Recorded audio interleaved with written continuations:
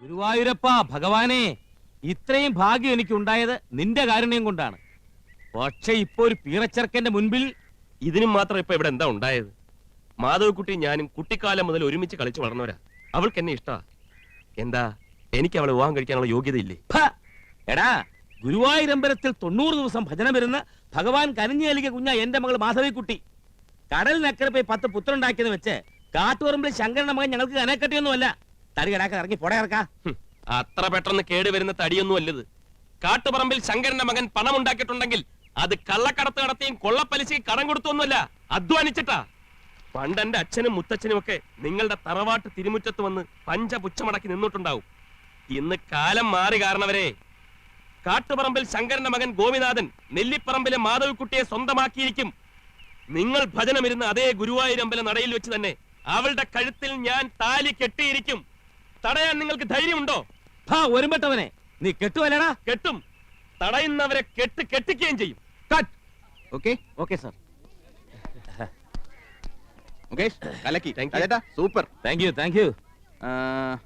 അടുത്ത സീനിൽ ഡ്രസ് കൊടുത്തേ. താൻ ഡയലോഗ് പറഞ്ഞു കൊടു. ശരി സർ. കണ്ണാ, അടുത്ത ട്രോളി ഷോട്ട് പ്ലാൻ ചെയ്തു. ഓക്കെ. യമുനാറാണി ഇന്ന് തന്നെ എത്തില്ലേ? അതെ സാർ. ഒന്നും പറയണ്ട, യമുന എത്തില്ലെങ്കിൽ നാളെ ഷൂട്ടിംഗ് നടക്കില്ല. അയ്യോ സാറേ, മുനിസിപ്പൽ ഓഡിറ്റോറിയം നാളത്തേക്ക് ബുക്ക് ചെയ്തിരിക്കുക. നാളെ ഷൂട്ടിംഗ് നടന്നില്ലെങ്കിൽ എന്റെ 20,000 രൂപ പോക്കാ. ഇപ്പൊ തന്നെ പറഞ്ഞ ബഡ്ജറ്റ് കഴിഞ്ഞു. അതിന് ഞാൻ എന്ത് ചെയ്യാനാ ചായ? യമുനാറാണി ഇല്ലാതെ സീൻ എടുക്കാൻ പറ്റില്ല. മദ്രാസിലോട്ട് വിളി. ഒന്ന് വേഗം വിളിക്കണോ? ஹலோ, யாரு? மாமியா? தேவி பிலிம்ஸ்ல இருந்து பேசுறேன். டிக்கெட் கிடைச்சதா? ஓகே, இன்னைக்கே கிளம்பணும். ஏர்போர்ட்ல கார் வரும். யாரு? யமுனா ராணியா?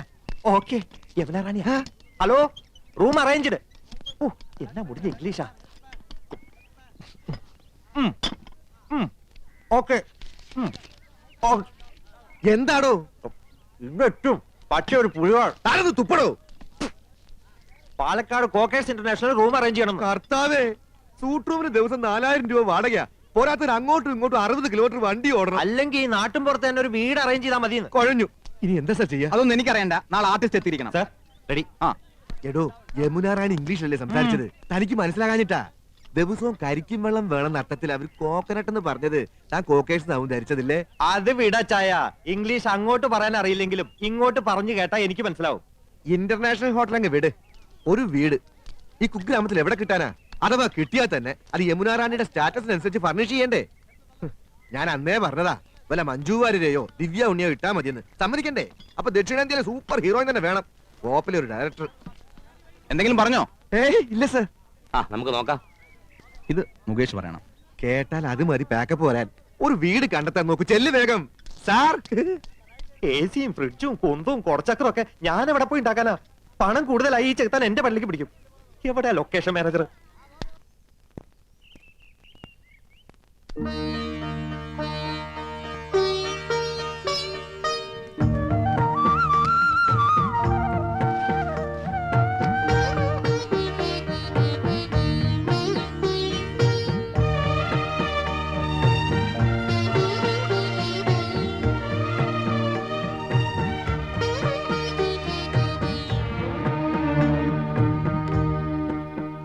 ഇന്നലത്തെ ഹോംവർക്ക് എല്ലാവരും ചെയ്തു കഴിഞ്ഞല്ലോ. ഇംഗ്ലീഷും ഹിന്ദിയും മാത്രം പഠിച്ചാ പോരാ, മാതൃഭാഷയും നന്നായി വശമാക്കിയിരിക്കണം. ആദ്യം വ്യക്തി നന്നാവണം, എങ്കിലേ കുടുംബം നന്നാവൂ. കുടുംബം നന്നായ സമൂഹം നന്നാവൂ. സമൂഹം നന്നായ രാജ്യം നന്നായി. രാജ്യം നന്നായ ലോകം നന്നാവുന്നു. വസുധൈവ കുടുംബകം. മുൻഷി പരമേശ്വരൻ പിള്ള, ശാന്തി നിലയത്തിലെ കുടുംബനാഥൻ, മാതൃഭാഷാ സ്നേഹി, ഗാന്ധിയൻ, ആദർശവാദി.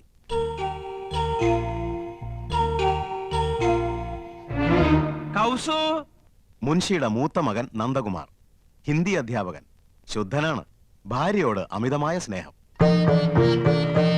നന്ദകുമാറിന്റെ ഭാര്യ തനി നാട്ടുമ്പുറത്തുകാരി, അല്പം ആഡംബര ഭ്രമം ഉണ്ടെങ്കിലും നല്ലൊരു കുടുംബിനിയാണ്. ഭർത്താവിനെ ചൊൽപ്പടിക്ക് നിർത്തും. എന്തൊരു വേണം കൗസു? കലം. കലോ? കല അടുപ്പത്തിരിക്കാ, ചട്ടും വേണേ തരാം. അരേ ബുദ്ധു, മേരാ കലം കഹാം ഹേ? ഓ, മേരാ കലം. സർ, ആപ്കി കലം പോക്കറ്റ് മേ ഹേ. ഗലത്. ആപ്കി കലം നഹി, ആപ്കാ കലം. കായും കെയ്യും ഒക്കെ അങ്ങ് സ്കൂളിൽ ചെന്ന് പിള്ളാരെ പഠിപ്പിച്ചാൽ മതി കേട്ടോ. ദേ, ഇവിടെ മാതൃഭാഷ അല്ലാതെ മറ്റൊരു ഭാഷയും പ്രയോഗിക്കാൻ പാടില്ലെന്നാ അമ്മാവന്റെ കൽപ്പന. അത് മറക്കണ്ട. കൗസു, ഇന്നിപ്പോ എന്താ ഇത്ര തിരക്ക് പിടിച്ച പണി? ഇന്ന് തിങ്കളാഴ്ച എന്നറിഞ്ഞൂടെ? ആജ് സോമവാർ ഹേ. ഡ്യൂട്ടി മാറി. ഇന്ന് പ്രാവൽ ഉണ്ടാക്കേണ്ട ചുമതല എനിക്കാ. അപ്പൊ ഉച്ചഭക്ഷണത്തിന്റെ ഡ്യൂട്ടി? അതാണെന്ന് വലിക്ക. ഓ, ഇന്നെങ്ങനെ രുചികരമായിട്ടുള്ള ഭക്ഷണം കഴിക്കാലോ. യോ, അപ്പൊ ഞാൻ ഉണ്ടാക്കുന്നതിനൊന്നും രുചിയില്ലാന്നല്ലേ എനിക്കറിയാം. ഇപ്പൊ നിങ്ങൾക്ക് എന്നെ ഒട്ടും ഇഷ്ടമല്ല. എന്റെ വീട്ടിൽ വന്ന് ഹിന്ദി ട്യൂഷൻ എടുത്തതും പ്രേമിച്ചതും കല്യാണം കഴിച്ചതും അന്നൊരു ഹിന്ദി പാട്ട് പാടുമായിരുന്നല്ലോ, ഒക്കെ മറന്നില്ലേ? സഹിച്ചല്ലേ പറ്റൂ. 5 പിള്ളേരുടെ അമ്മയായി പോയില്ലേ? ചൗദുവിൻ കച്ചാന്ത് ഹോ, യാബ് താബ് ഹോ. ബദ്മാസ്. യാവോന.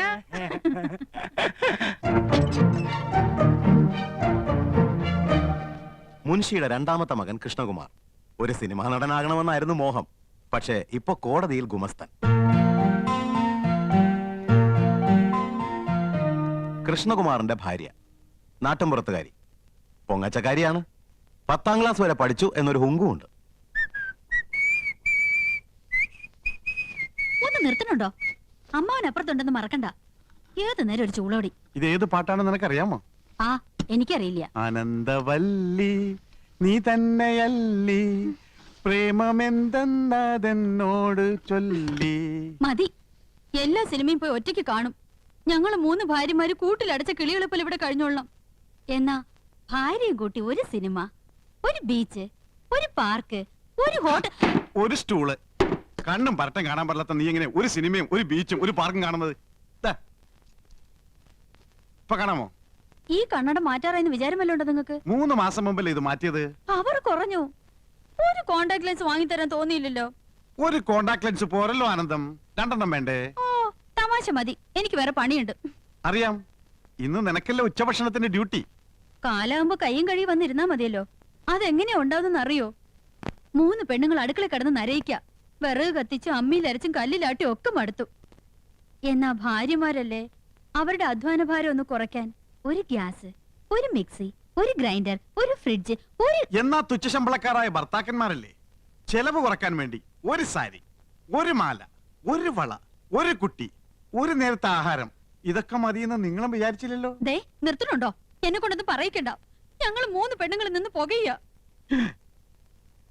എന്റെ ഷർട്ടും കിടന്ന് പോയിരുന്നു. അയ്യോ,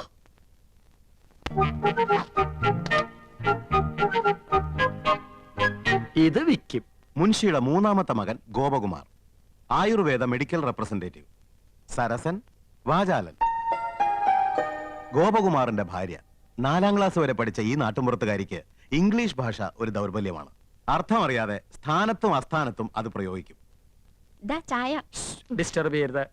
കമ്പനിയുടെ പുതിയ ആയുർവേദ ഉൽപ്പന്നമായ പാഷാണഭൂഷണ കസ്തൂരിയുടെ മാർക്കറ്റിംഗിനെ കുറിച്ച് ഞാൻ ഗഹനമായി പഠിച്ചുകൊണ്ടിരിക്കുകയാണ്. പാഷാണഭൂഷണോ? ആ, ചിലന്തി, തേൾ, പഴുതാര എന്നീ ജന്തുക്കൾ കടിച്ച് വിഷം ഉള്ളിൽ ചെന്നു എന്ന് സംശയിക്കുന്നുണ്ടോ? ഉണ്ടെങ്കിൽ 1 ഗ്ലാസ് ചൂടുവെള്ളത്തിൽ 1 ടേബിൾ സ്പൂൺ പാഷാണഭൂഷണ കസ്തൂരി കലക്കി കുടിക്കുക. ശുഭം. ഞാനിപ്പോ തിരക്കിലാണ്. പോ. തിരക്കിനിടയിൽ കത്ത് പോസ്റ്റ് ചെയ്യാൻ മറക്കണ്ട. കത്തോ? ആർക്കടി കത്ത്? എടി, ആർക്കാന്ന്? എന്തിനാ ചൂടാവുന്നേ? രഹസ്യമായ കത്താണെങ്കിൽ ആരെങ്കിലും സ്വന്തം ഭർത്താവിന്റെ കയ്യിൽ കൊടുക്കോ? അപ്പൊ നീ രഹസ്യമായി കത്ത് എഴുതാറുണ്ടല്ലേ? എഴുതിയിരുന്നു, കല്യാണത്തിന് മുൻപ്. അത് ശരി.